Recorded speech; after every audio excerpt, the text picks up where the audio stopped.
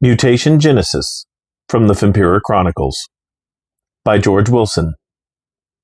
Chapter 3 Test Results. David followed Tiberius through the ruined streets of Aram. Though Tiberius had assured him that the path they were to follow should be safe from Tepish intrusions based on reports from their scouts, they still had to be careful to stay out of sight as much as possible among the buildings. The effect of the Tepish on the Aram nightlife was painfully clear from this level.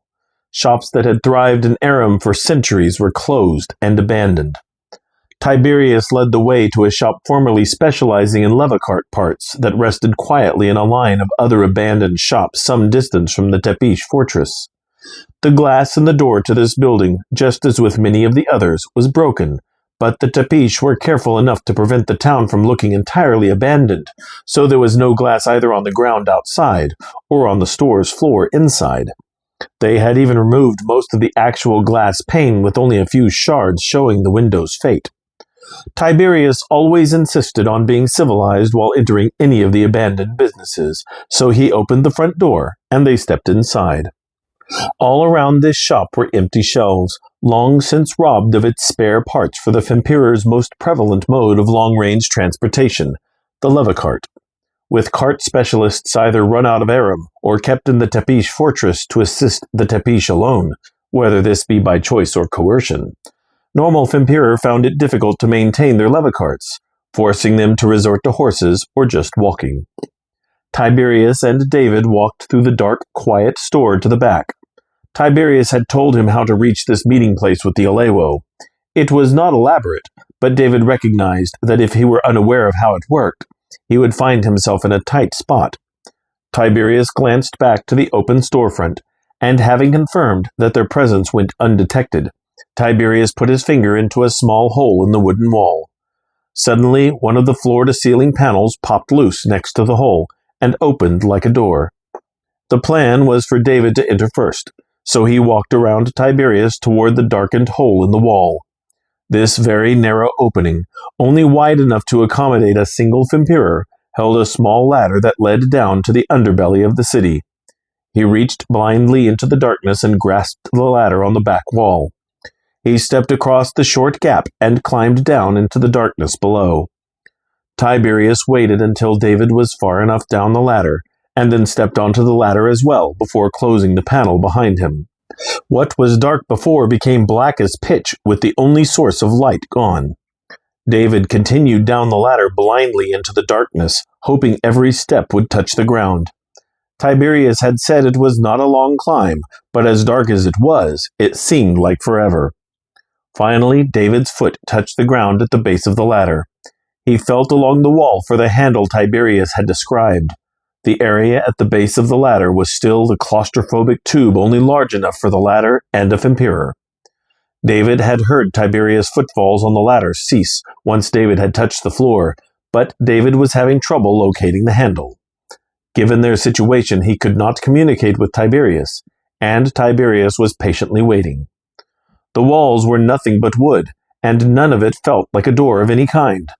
He continued to feel up and down the walls and then discovered the door handle behind the ladder. He twisted the handle, and the door opened wide beside the ladder into a hallway that was not bright by any measure, but after the darkness of the passage, even the low light blinded him. "State your purpose," a voice said as David's eyes adjusted, "and if you reach for your sword, you will fall before you can draw it." David kept his hands in front of him and made no move for his weapon. "Rostem Tiberius and Rostem David to meet with Ulrich," Tiberius said from behind him. Tiberius had warned him of this final secure point as well. The darkened passage followed by instant light blinded anyone coming out and prevented any preemptive Tepish attack. He had told David to stand quietly with his hands before him and wait for Tiberius to announce them. No one was trusted in these times. David's eyes finally adjusted, and he saw an Alewo, whose identity was indecipherable in his hooded garb, gesture for them to follow him. David looked back to Tiberius, who walked past him. David followed. The Alewo led them through a maze of tunnels under Aram.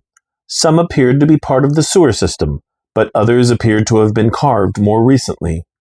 The lighting at their entry into this cavern was the Fempiror lighting system that David had grown accustomed to over the years, but as they traveled through the maze, the Alewo lit his path using a device called a self-lighting torch. This torch had a sliding handle on one side that, when pulled downward, struck a piece of flint as a curved hood uncovered the flame end of the torch. This spark lit the end of the torch, fueled by a cavity of combustible liquid inside the body of the torch itself. To extinguish the torch, one would move the handle upward for the hood to cover the flame end, which served to douse the light as well as making the end of the torch cool enough to hang on one's belt without getting burned. It was not as elegant as the Fempiror lighting system, but with the Tepish takeover came the loss of many conveniences. The Alewo finally stopped at a door and opened it for them. Tiberius took the lead at this point, walked past the Alewo, and entered the meeting chamber followed by David. As soon as David entered the room, the Alewo closed the door behind them. The meeting room was fairly large, with dirt walls and floor. A large round table rested in the center of the room, surrounded by chairs in which 4 Fempirors sat awaiting them. David instantly recognized Ulrich, the Alewo leader he had met at the Erufdium Plateau shortly after his transmutation. He also recognized Kaltesh sitting across from Ulrich on what David presumed to be the Rostem side of the round table. Kaltesh still appeared to be around 40, with his brown hair still tied back in a ponytail, but now he sported a scruffy beard, which Kaltesh had said made him feel more distinguished. He did not know the Alewo sitting next to Ulrich, but the one who caught David's attention sitting next to this unknown Fempiror was Beth. Like David, she had barely aged since her transmutation, but her face showed a lot more sadness now than it did then. She had wound her brown hair, which had streamed down her back in Hoggenstown, into a tight bun on her head, making the actual length indistinguishable. She looked at him with what appeared to be as much surprise as he had at seeing her. David suspected that Ulrich had kept the intent of this meeting from her, as much as Tiberius had kept it from him. "David," Tiberius said, snapping David from his distraction. He looked at Tiberius, who gestured for David to follow him. Tiberius sat next to Kaltesh, and David took the seat next to Tiberius. No one exchanged words or greeting upon their entry, and only once they sat down did Ulrich stand before them. "Friends, welcome," Ulrich began. "We are gathered to answer the growing threat of the Tepish. As we are all well aware, they have taken over this former capital city of Aram, making no secret of the gift of immortality to the world. When this gift was not accepted as much as they wanted, they freely distributed the dreaded Neoroth to their people with rewards for new Fempiror. When people further resisted, they required a bounty of 1 new Fempiror per week under penalty of death. Even this punishment did not entice the people to turn against their fathers and transmutate others into us. Little by little we have learned they have a new plan. Jatu has been following this plan since its discovery, and will share his findings with you." Ulrich sat down, and the unknown Alewo stood. He appeared to be in his 30s, with long black hair, deep blue eyes, and a slender face with an intelligent look about him. "Thank you, Ulrich," Jatu said. "For several years the Tepish have been conducting tests upon the original serum created by the alchemist Voivode Draculia. Their intent, through careful mutation of the serum, has been to change the future Fempiror into a form and physiology different from ours as we know it now. Our information on this was very limited until we had one of our Alewo, Beth, enter the fortress, take a sample of this new formula, and observe a brief evaluation of it. The mutation from our own physiology to this new strain is severe. Our study of this serum shows it to be different from our blood in many ways, though its makeup does indicate that it will run through its victim's veins, just as the original serum runs through ours. We have had little time to test it so far, but we have acquired enough information from observing the Tepish and their experiments to know the following. Unlike our blood, this mutation works much slower. The change begins as a dissipation of the victim's blood over a period of approximately 10 days, during which time the victim's canine teeth grow by about half an inch and come to a sharp knife-like point. Before the change is complete, the victim slips into unconsciousness. What we have learned about the intent of this change is unconscionable. "What is your guess?" David asked. Jatu looked over to David. David was instantly concerned since he had never seen an expression more dreadful from any Alewo. Whatever it was, Jatu either did not fully believe it or did not want to accept it. "We believe the victim of this change will have no choice but to ingest blood to sustain himself," Jatu finished. David could not believe it, but he was more surprised to hear Tiberius and Caltesh gasp as well. He had assumed that he was the only one unaware of this, but apparently this information was new to them as well. Ulrich and Beth both remained stoic. "Is this true?" Tiberius asked. "Surely you misunderstood." "When I listened to the Tepish relay the information to each other," Beth said, "they indicated that when the victim wakes from his unconsciousness, he will want to replenish." "It is our surmise that the Tepish are working to create the people's vampire," Jatu continued. "Their goal will be much closer to the folklore than we are." David looked to Tiberius and Caltesh, and neither of them seemed to know what to say to this. David had laughed about the vampire stories after he understood that the Tepish, and even the Rostem to an extent, served to proliferate the stories among the human populace to hide the truth of the Fempiror behind the fiction. Unfortunately, it seemed that the Tepish decided to take the imaginary creature and force it into reality somehow. This meant that while the Fempiror spawned the vampire stories, the stories spawned this Fempiror mutation. "Do we know anything else?" Caltesh asked. "No," Ulrich replied, "but we aim to. We know the Tepish are conducting their tests at Kalirum, a small town not too far from Aram, where there is a small populace of both humans and Fempiror. Most of the Fempiror there have been transmutated within the last 5 to 10 years, and the humans accept them to an extent. There may be more to it than that, so we need to send someone in." David gathered why he was here. If they wanted someone trained and recently transmutated, he would be a logical choice. "Who?" David asked, assuming the answer. "You," Ulrich said. David nodded. "And Beth," Ulrich finished. Even Beth lost her stoic expression and looked at Ulrich in surprise. He had not told her of his intentions before the meeting. David wondered why Ulrich would have kept that to himself. "Why us?" Beth asked. "The principle is sound enough," Tiberius said, indicating that while he was unaware of the detailed research, he knew of the plan to send David and Beth away together. "You are both well trained in your disciplines. You both look very young still. More to the point, you both are from this time period. Language and mannerisms change over the years and centuries.